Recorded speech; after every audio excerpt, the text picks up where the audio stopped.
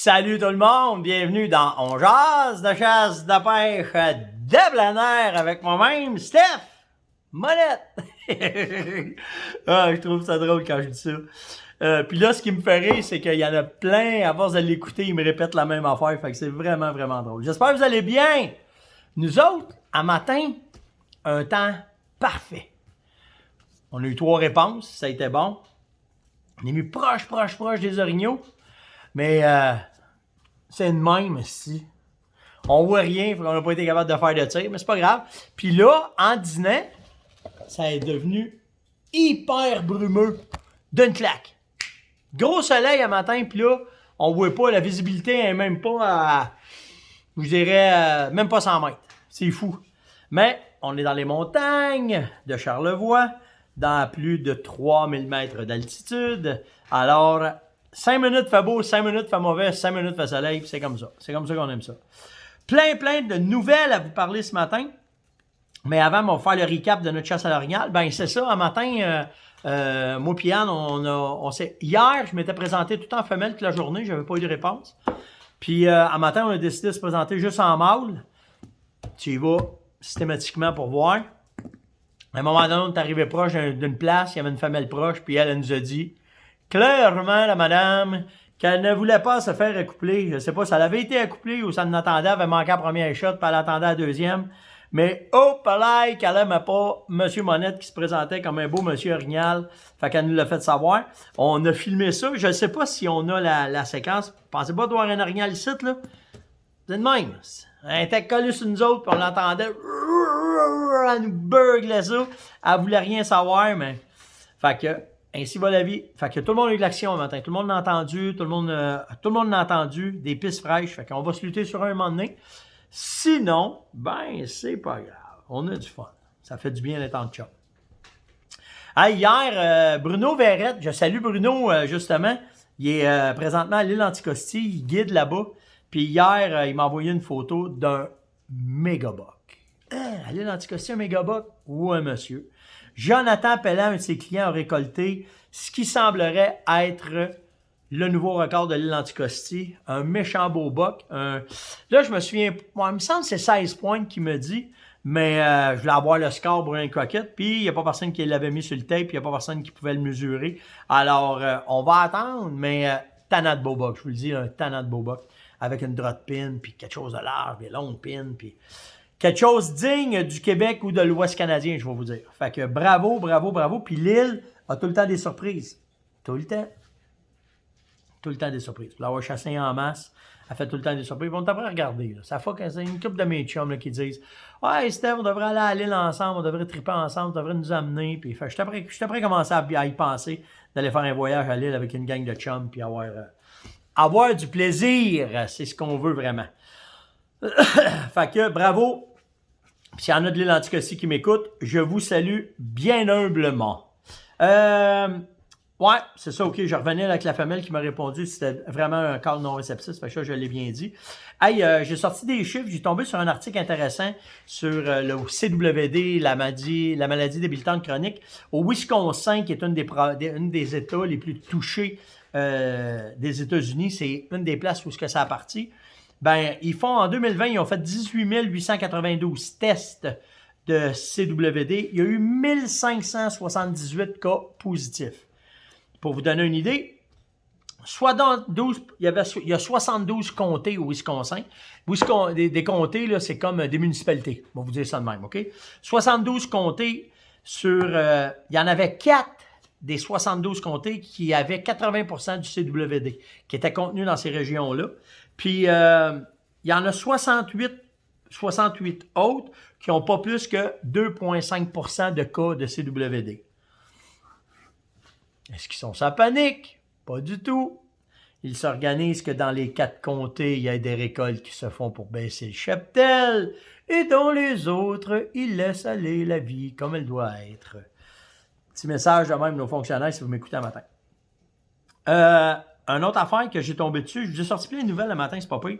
Une autre affaire, j'ai tombé, il y a un chasseur qui est décédé aux États-Unis. Si je ne me trompe pas, c'est soit en Pennsylvanie ou dans ce coin-là, en tout cas dans le Midwest. Puis le chasseur est décédé, un monsieur de 58 ans, d'un accident de chasse. Et non pas le moindre, il a tombé en bas d'un stand.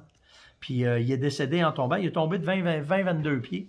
Puis c'est une permission qu'il avait demandé à un fermier pour aller chasser là. Puis le fermier, quand il a vu après 2 jours que le truck restait là, il s'est posé des questions. Il est allé faire un tour, puis il a retrouvé le monsieur décédé, vraiment en tombant de l'arbre. Il semblerait qu'il a manqué le pied. Il n'était pas attaché. Et c'est la cause. Si je ne me trompe pas, là, je pense que c'est 90 ou 95% des causes de blessures ou d'accidents à chasse, c'est d'instant.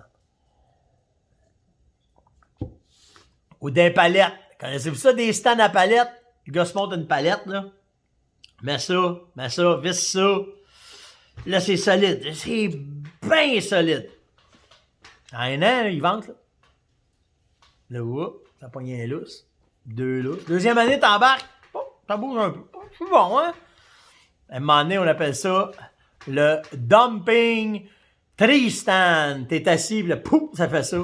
Ciao, si tu te ramasses en bas. Fait que faites attention, il y a des bons stands sécuritaires, homologués. Niaisez pas pour ça. Faites attention, ça a coûté la vie d'un monsieur de 58 ans. Nouvelle du ministère, si vous récoltez un chevreuil avec un tag dans une oreille, il n'y a pas de problème, vous avez le droit. Par contre, vous devez d'appeler les agents de la fonte. Première raison, c'est que ça peut être un chevreuil qui est en étude, mais si c'est un chevreuil qui a été relocalisé, ça, c'est là que c'est important. Puis là, c'est pas du niaisage, c'est vraiment vrai. Si le chevreuil a été relocalisé, quand il les endort, OK, le liquide qu'ils leur mettent dedans, qui rentre dans les tissus adipeux puis dans les muscles, le chevreuil s'endort. Après ça, ils remettent un autre liquide pour leur popper pour qu'ils puissent partir. Ça prend 3 mois avant que ça se dissipe dans les muscles. Entre 3 et 6 mois, tout dépend lequel qu'ils prennent. Entre 3 et 6 mois. Si tu manges la viande, ça peut être dangereux, le cœur peut t'arrêter. Alors, vous devez, si vous tuez un chevreuil avec un tag dans l'oreille, niaisez pas, dites pas, on n'en parlerait pas, ça peut être dangereux. Niaisez pas avec ça, appelez les agents de la fonte, puis ils vont vous dire qu'est-ce qu'il en était. Vous avez le droit de le récolter de toute façon, il n'y en a pas de problème. J'ai Marc qui me demande, Steph, ton calibre de prédilection, c'est lequel? Quel calibre que tu aimes le plus pour chasser? Le calibre, on en a déjà parlé. OK? Parce qu'il dit, moi, il dit, le calibre que je veux qu'il soit léger. Je fais beaucoup de chasse fine. Qu'est-ce que tu me conseilles comme calibre? C'est pas le calibre comme le modèle. Le modèle de l'arme. Puis là, il faut que tu fasses tes recherches. Si tu t'en vas dans les calibres Magnum, OK? En moyenne, les calibres Magnum vont peser à peu près 3 kg. Ça, c'est à part du scope et des montures dessus, de la strap et des balles que tu chauris. OK? Si tu t'en vas dans des calibres, par exemple une 308, tu vas baisser d'1 demi-kilo en moyenne. OK? Ça veut dire que tu vas baisser à peu près 2,5 livres. Fait que si tu prends une carabine qui pèse 3 kg, c'est-tu 1,8 ou 2,2? En tout cas, la carabine va peser 9 livres ou 10 livres. Fait que tu peux enlever 2 livres, sa carabine. 2 livres de beurre. Pensez à ça, là, tu peux enlever 2 livres de beurre. Mais si tu restes dans le Magnum, tu n'auras pas ça. Fait qu'en moyenne, meilleure affaire, là, quand tu es prêt à acheter un gun, là, va regarder. Tous les manufacturiers, ils ont ils ont les specs des carabines.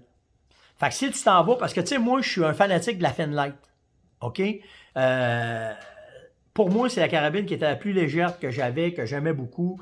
Tu parles d'une carabine qui pèse, j'ai fait mes devoirs, là. Une Finlight 308, ça pèse 2,4 kg. OK? Si tu vas chercher en 300 WSM, elle va peser 3 kg. Fait que tu parles quasiment de 600 grammes de plus. C'est beaucoup, là. OK? Tu parles de quasiment 2,5 livres de plus. Fait que c'est à vous autres de faire vos recherches sur laquelle. Moi, j'étais un fan de la Finlight. J'ai la Finlight 1, j'ai la Finlight 2, mais j'ai un faible pour la Finlight 1, je vous le dis, là, je l'aime beaucoup. Ça ne veut pas dire que j'aime pas ma Finlight 2, mais je l'aime. Ma S20, j'ai pas été voir le poids. Mais j'ai oublié d'y penser. J'ai oublié de checker ça, mais j'ai été voir aussi dans Tika. Tika, c'est la même affaire. Tu vas jouer en 2.3, 2.4, 2.9 dans la light. Tu vas aller chercher ça. Puis là, je me suis dit, on va aller voir dans le carbone. Mettons, j'arriverais avec de quoi? On parle pas de prix, là, on parle juste de checker. Puis, il n'y a pas assez une grosse différence. Fait que c'est vraiment toi, quand tu vas faire tes recherches pour l'arme que tu veux, qu'est-ce que tu veux faire. Le calibre, ça n'a pas d'importance. La seule différence, allez, si tu en vas des Magnum ou si tu restes dans le calibre traditionnel, il y a quasiment entre 5 et 600 grammes de différence. OK? Mais après ça, c'est tout dépendant de ce que tu vas choisir comme spec, bien là que tu vas avoir de quoi qui va qui va faire la différence dans ton choix et dans l'arbre que tu vas vouloir avoir. C'est sûr que si tu prends un canon plus court, tu sais, il y a tellement d'affaires, mais je te le dis, j'adore la Finlight. Fait que si tu as un modèle puis que ça rentre dans ton budget, puis je passerai pas à côté aussi, j'ai une belle Tika que j'utilise pour faire une 308, puis c'est ça qu'elle pèse 2,7 kg. Puis vraiment, vraiment une belle arme, elle aussi. Les deux, je les aime beaucoup. Fait que c'est à vous autres de faire vos recherches, que ce soit avec Sako, avec Tika, avec n'importe qui d'autre. Ben, vous allez avoir un choix, mais allez voir les... Puis fiez-vous pas à aller voir les specs. Puis après ça, tu vas dans les magasins, tu peux même dire au gars, pèse-moi là-dedans, elle, voir comment t'es, puis là, après ça, tu vas pouvoir choisir. Souvent, ce qu'on aime, le poids, c'est une chose, mais on veut avoir une arme qui est courte pour être capable d'être malléable quand tu es dans un bois sale, quand tu es dans un bois plus fermé, ou tu vas avoir de quoi qui va être court, qui va être vite. Ben c'est ça que tu vas faire, c'est ça que tu vas aller chercher. C'était l'On Jase du 3 octobre. Fait que nous autres, on repart, je suis sorti du bois, je suis venu vous faire ça tout de suite, puis je rembarque, puis on repart tout de suite, parce que quand ça répond de même qu'il y a une montée d'activité, ben on veut pas partir, on veut pas manquer ça. Fait qu'on redécolle tout de suite. À matin, là, on a marché 5 km. Là. On a fait un bon 4-5 km, puis à travers le bois. Puis quand elle a répondu, on a monté dessus pour aller voir, et qu'elle n'était pas contente. Et qu'elle n'était pas contente. Yann, il avait vraiment entendu ça. Il avait dans le vide, papa. Fait qu'elle voulait vraiment pas qu'on l'approche, là, mais c'est sûr, si on aurait eu une ouverture, on aurait eu le show visuel, mais je vous le dis, c'est le même, ça. Fait qu'on n'a pas le choix. Fait que, faites attention à vous autres, soyez prudents si vous êtes à la chasse. Si vous n'êtes pas parti à la chasse, ben ça s'en vient, soyez patients. Puis, n'oubliez pas, likez, partagez, invitez et surtout, commentez. Puis là, ça serait quoi aujourd'hui, la question du jour? Qu'est-ce que je pourrais faire avec vous autres qui serait cool, là? Envoyez-moi donc votre gibier préféré. Chevreuil, orignal, ours, mule deer, dindon, canard. Votre gibier préféré, c'est lequel? Moi, j'ai vraiment une faiblesse pour le whitetail, pour le cerf de Virginie. Puis j'ai vraiment une faiblesse pour les oiseaux migrateurs. Le reste, dites-moi ça. Attention à vous autres, on se voit demain. Likez, partagez, invitez, surtout commentez. Puis on se voit demain, soyez prudents. Ciao tout le monde!